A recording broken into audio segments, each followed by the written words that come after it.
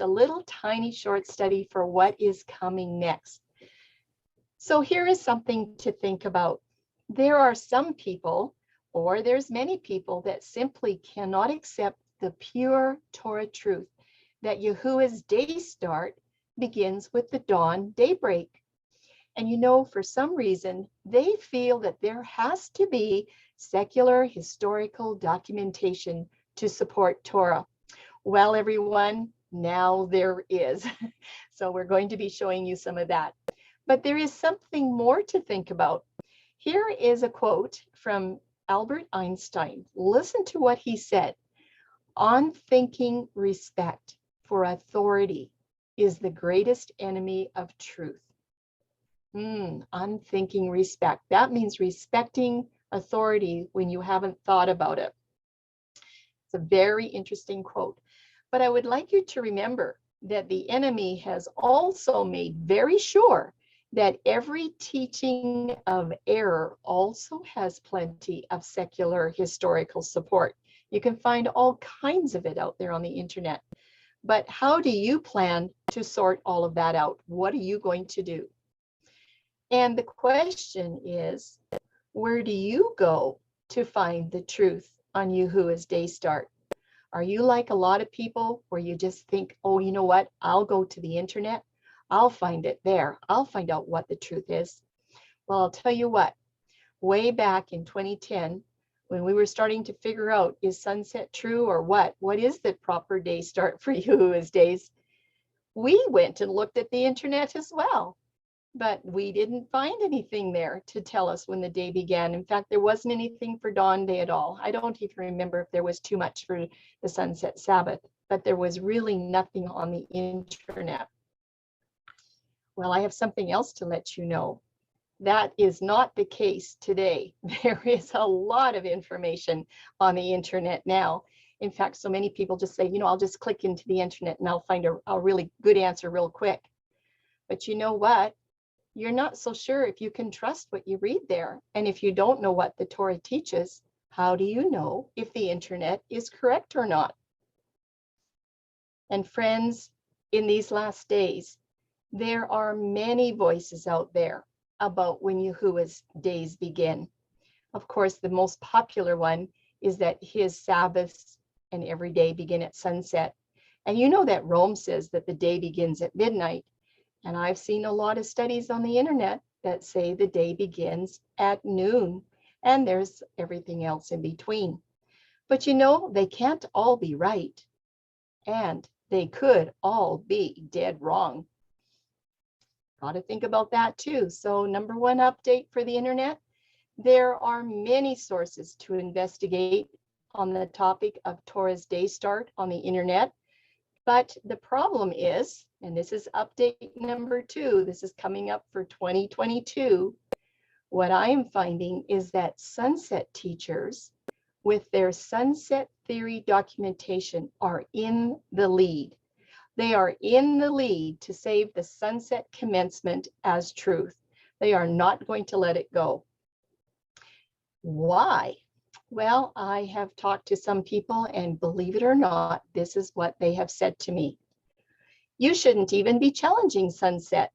Sunset should not be questioned when the majority honor this day start, and it's working just fine for millions of people. In fact, I was told, why would you even think to challenge the sunset commencement? And besides, sunset has been honored for thousands of years by the Jews, and you know they must be right. Have you heard that before? Well, friends, if one is to lean heavily on the testimony of rabbinic tradition, he will be confronted with this question: which rabbinic tradition should be chosen, and which one are you going to follow? Because there's lots of them. Did you know that there are about 40 scripture story testimonies in the Tanakh, in the Old Testament alone, that show that the day's start is in the morning? And not only that, the story events always have a forward progressive movement. What does that mean? It means that all the events in the story always go forward in time. They're not forwards and backwards and then forwards again. And that is a basic hermeneutic principle of proper scriptural study. And did you know that many sunset teachers are now saying that these scripture testimonies that have all this calendar language were never, ever meant to be calendar teachings? The language is this day and this night and that night and the next day. That's all calendar language. But they're saying language like that doesn't mean that those testimonies are calendar teachings. I'm just wondering if all that calendar language, would it be considered as idle words in scripture? They're just idle. You don't need to pay attention to them. I don't know. So why did Yahuwah make a blatant mistake to have calendar language recorded so many times with all of the story events always given in perfect order if he didn't mean for it to be a calendar lesson? And yes, did you know that there are over 30 secular historical quotes regarding the commencement of Yahuwah's days and Shabbats? There could be many more than that, but there will be 30 for sure that you're going to see in the large presentation. But the surprise is that none of them come close to supporting sunset. But we want to give you one author that will not be given in the larger study. And I want you to read these quotes with me and see what you think. Now, I do need to say it is a good paper, but it has a sad ending. And it's about 4 or 5 pages long. The article is from Conservative Judaism Journal. Do you notice the date? Fall 1981. That's only 40 years ago. And it's copyrighted in 1981 by the Rabbinical Assembly. The paper is called The Counting of Day and Night. And he goes through many, many different examples and Bible testimonies in this paper. We're just going to pick out a few to share with you in this study. It's by Mir Yedet. He is a rabbi who presently lives in Western Germany. He was the founder and the spiritual leader of Adar Shalom Synagogue in Rehovot. A special selection of quotes will be given, and the author also quotes from, and this is in his paper, Professor M.D. Casuto, in his magnificent commentary of Genesis. He goes on to say he proves his theses by a number of convincing biblical references, which I shall try to elaborate upon here. So as I said, I just chose a couple of excerpts for you to see the flavor of this paper. In the Jewish tradition, it is customary to count the day from the onset of night. That would be the visibility of 3 stars in the sky, until after the sunset of the following day. Did you notice what this said? The onset of night. It didn't say sunset. It said the onset of night. That was customary tradition. However, a more precise scrutiny of this text shows that the opposite is true. With the process of creation, which started with the divine fiat, let there be light, the first daylight began and lasted until the arrival of evening. As the darkness too ran its course, the entire day ended and a new day began. This is what the Bible really expresses. Quote, and it was evening, meaning after the daylight ended, and it was morning, meaning a new day arrived. Therefore, it was the definite end of the first, second, third day, etc. And it was evening, and it was morning, and a new day arrived. Another part of the paper says this. It stands to reason that in biblical times, under the existing economic and social conditions, almost all human activities were conducted during the daytime. The night was the time for rest and sleep. And why? What does this mean? He goes on to say, thus days were naturally counted from one morning until the next morning, while the passive nighttime was counted as belonging to the day which had just ceased. Thus, there existed no difference between the calculation of the day as practiced in everyday life and the calculation by which the holy service in the temple was conducted. Everybody was on the same page. The day started in the morning. And here's another interesting quote. This is from Deuteronomy 21:23. Yet another excellent proof for the main theses of this paper can be marshaled from the biblical commandment. You should not let his corpse hang on the stake overnight, but must surely bury him the same day. That is the same day of his execution.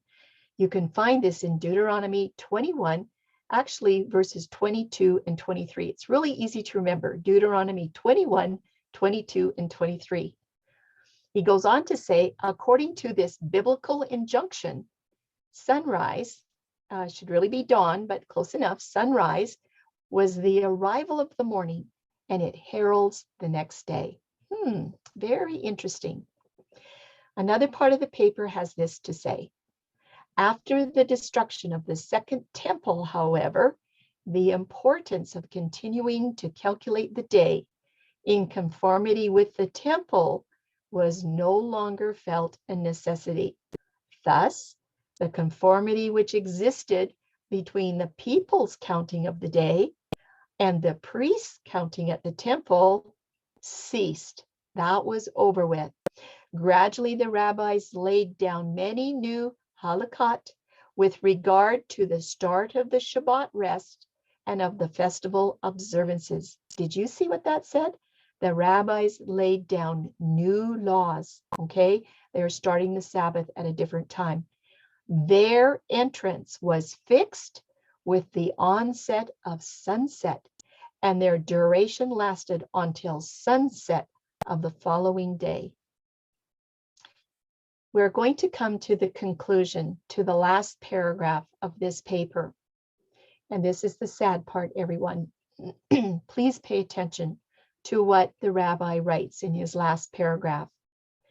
This paper intends, therefore, in no way whatsoever to disparage, to belittle or ridicule our present custom to start our Shabbats and festivals at sunset. Did you notice what he said? This paper does not intend to belittle or ridicule our present custom to start our Shabbats and festival at sunset. But we should know that this time-honored custom, which we regard and accept as obligatory, evolved gradually and is the result of historical changes. So the final conclusion to this wonderful paper that shows how the day starts in the morning all the way through has a sadness in the last paragraph, and sunset still rules the day start.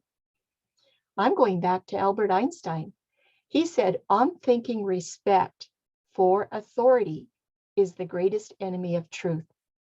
Unthinking respect. Friends, did you know a man convinced against his will is of the same opinion still? You can't convince them, they will not switch. And sadly, a lot of sunset believers are not willing, just not willing to take the challenge to see what is on the other side of the fence. Well, friends, I think it is now time to understand as much as possible of Yahuwah's covenant calendar.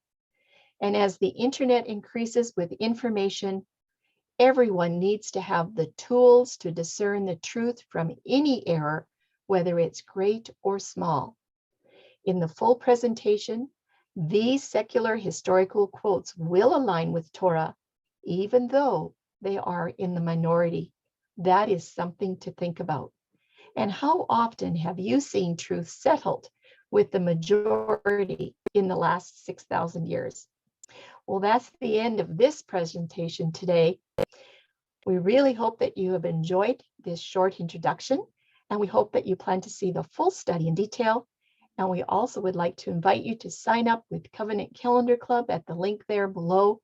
And you can come in and join us on Friday evening and for Shabbat Zoom meetings where we have teachings and live discussions, lots of questions and answers. Everyone learns a lot. Thank you for joining us, and we hope to see you soon. Thank you, and shalom.